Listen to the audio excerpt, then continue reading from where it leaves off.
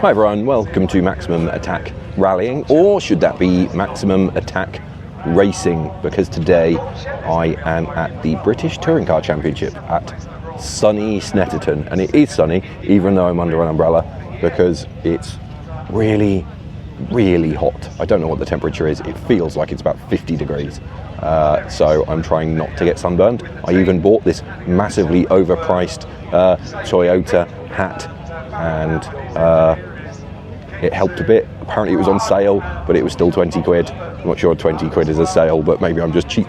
But so yes, we're at Snetterton. I thought I'd come along. I haven't been to a touring car race in more than a decade, and I've never, weirdly, even though I lived in Norfolk for a long time, never been to the touring car race at Snetterton. So it's the first time for everything. The weather is amazing. The crowd is massive. I think this is Snetterton's biggest event of the year, certainly one of its biggest. Lots and lots of people here. It's an interesting experience. I'm going to talk about a few different things. I think the comparisons between rallying are interesting, so I want to talk about that in terms of fan engagement and the following it has, because British Touring Cars still has a massive following, attracts really big crowds. I think it's safe to say that the British Rally Championship does not attract such big crowds, so we'll talk about that. But I think in the meantime, maybe we'll just throw in some B-roll of some racing and some pit stuff, and then maybe we'll have a chat about the good and the bad of the British Touring Car Championship.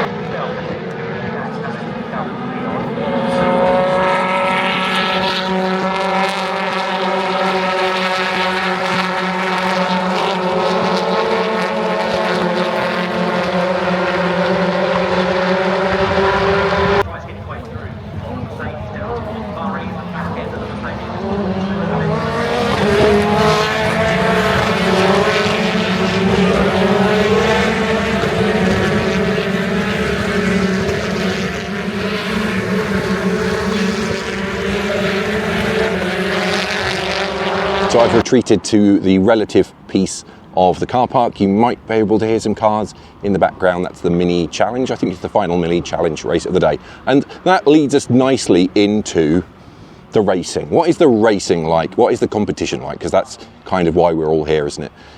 It's all right. I think in touring car terms, I grew up during this super touring era, which seemed very, very competitive, and obviously had lots of full factory teams, lots of paid drivers. And it doesn't feel like that anymore, obviously. You know, it's private teams, private cars.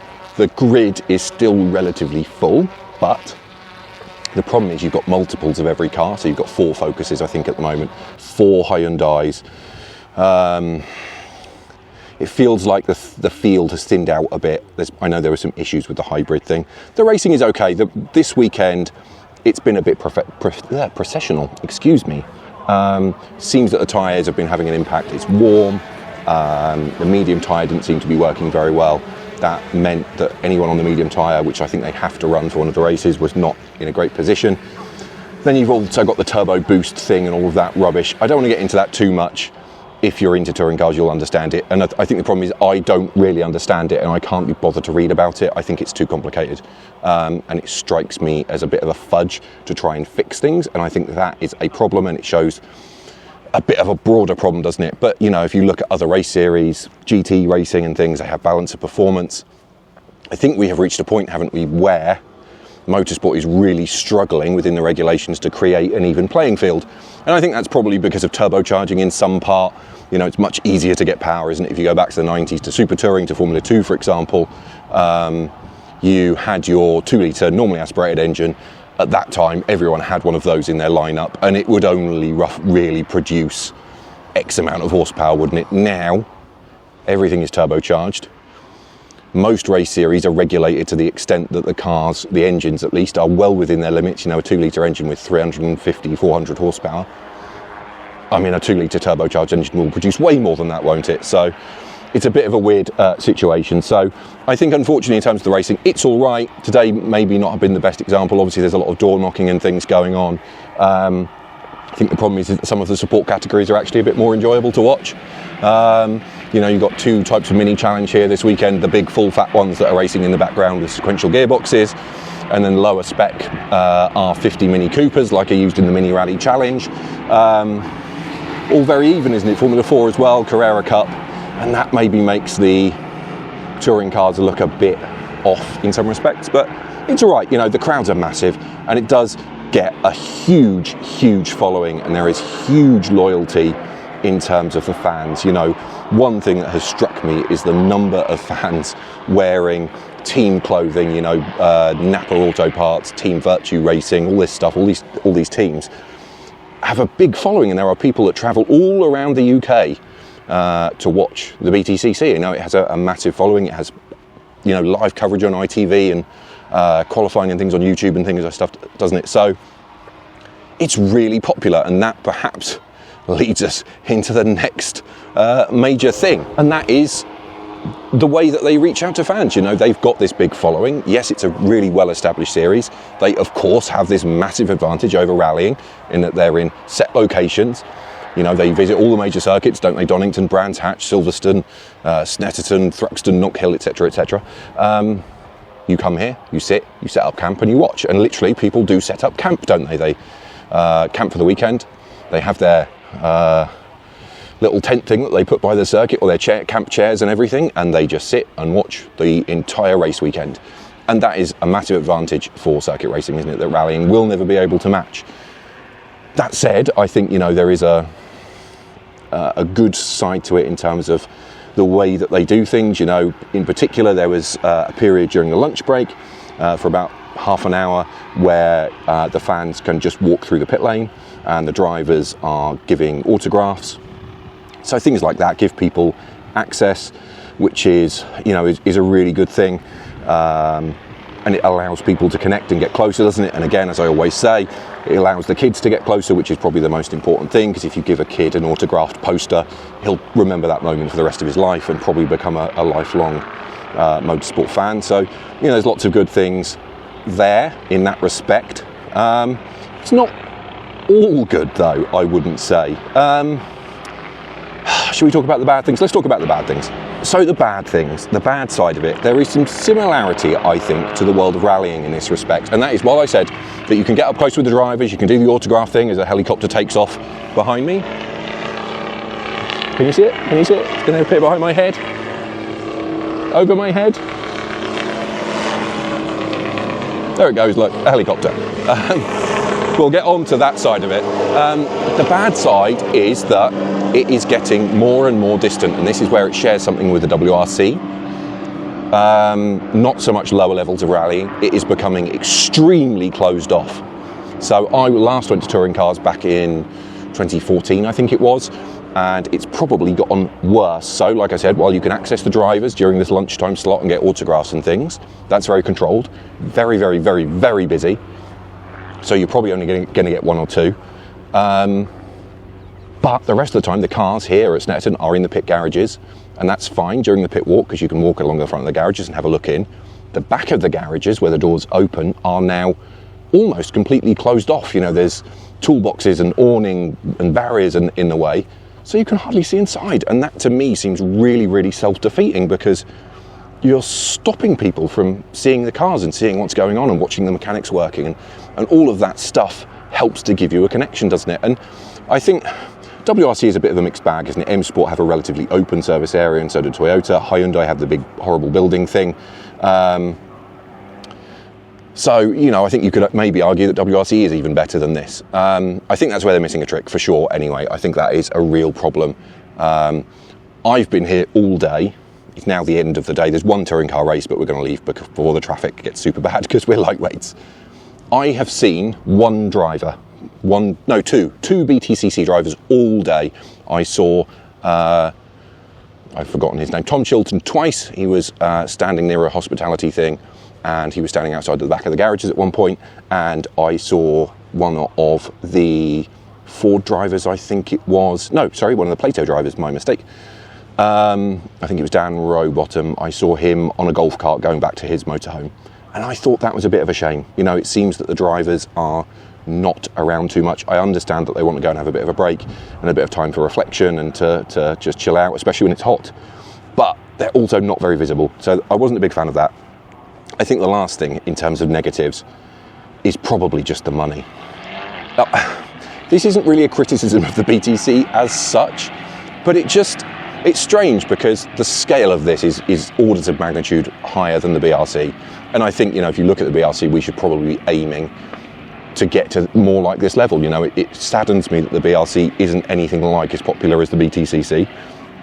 You know, yes, it's more difficult to promote, but we also have the advantage that while our events aren't at fixed locations, we can also drop ourselves into town and city centres. And maybe we need to do more with that, and maybe there are lessons, like I said, we could learn from the autographing and all of that stuff.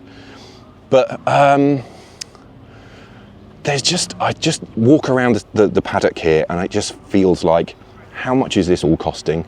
Who's actually making money out of it? So this weekend it's got Formula 4 running alongside as one of the support races. Somebody told me that to run a season in Formula 4 is £600,000. 600 grand to run the most junior of junior single-seater categories. If you're aiming to be a Formula 1 driver, you're probably going to do a couple of seasons in Formula 4. You've spent over £1 million. And you might find out that you're crap, that you're not good enough. You might not be able to get the sponsorship to continue. It's mind-boggling. And, you know, you see the touring car teams. You've got your, Napa Ford Focuses, 4 cars, 3 articulated trucks. It is, you know, huge business in a way, but at the same time, having worked in motorsport for a few years, I sort of feel like, who's actually making money out of this? I know a lot of motorsport preparation companies, maybe some of them do well. Some of them, to me, seem to just keep bumbling along, and it feels like there is an illusion of making money when they're not necessarily actually making money. Someone is obviously making money, aren't they? You know, it'd be interesting to know what the entry fees and things are, but so I think from that point of view, it's a bit weird, and also it's a bit saddening, isn't it? Because it shows that the barriers to entry for young drivers are still enormous. You know, like I said, 600,000 if you want to start in F4. If you've got dreams of being an F1 driver, you know, that means that unless you're from an extremely rich family, you have got basically no chance, have you? Very, very difficult indeed, unless you can get picked up by a team that will help you. So that's very disappointing. You know, I don't know the costs for running in touring cars at the moment, obviously going to be very, very high again. So, you know, I think in that way it's a bit of an indictment against the world of motorsport, isn't it, in terms of the cost. I know obviously there are lots of entry-level race series that people can get involved in, but I think it's just a bit of a weird position, isn't it? You know, touring cars used to have a lot of manufacturer support, and that's where a lot of the funding came from, and you had paid drivers, but now it feels like almost everyone is paying to be there, and I'm not sure if that's such a good thing. I don't know. It's definitely been an experience. I would love to know what you think about it. Do you follow British touring cars if you're in the UK? Do you follow circuit racing generally? How do you think it compares to rallying? I think the big takeaway for me is that there are elements of the hospitality and the engaging with the fans that they're definitely doing better. Equally, I think there are elements that they're doing much worse. Like I said, the cars being blocked off. If you're into the British Rally Championship and the service area is in the middle of a town, which in my view it should be on every event, you can get much closer to the cars, can't you? And I think that's an advantage. And obviously there's the media side. You know, British Touring Cars is on television 7 hours, I think, every Sunday from a race meeting showing all of the races, and that again is where the British Rally Championship is falling down, isn't it? So there's a real mixed bag. I think for me it's been an interesting re-education because it's been a long time since I've been here. Would I rush back? Probably not. Do I wish I was at a rally instead? Probably. Have I had a good time? Yes, because it's always nice to be around fast cars, isn't it, and racing. So it's been a really interesting experience. I'd love to know, like I said, what you think in the comments. Let me know. Do you think this is better than rallying, worse than rallying? Do you think there's anything that the rallying world could learn from circuit racing and touring cars, or do you think that we should leave them alone to drive around in circles? Do let me know in the comments below. While you're there, as I always say, make sure you hit those like and subscribe buttons and the hype button, which I don't understand. And other than that, I think all that remains for me to say is thank you for watching, and I will see you again next time.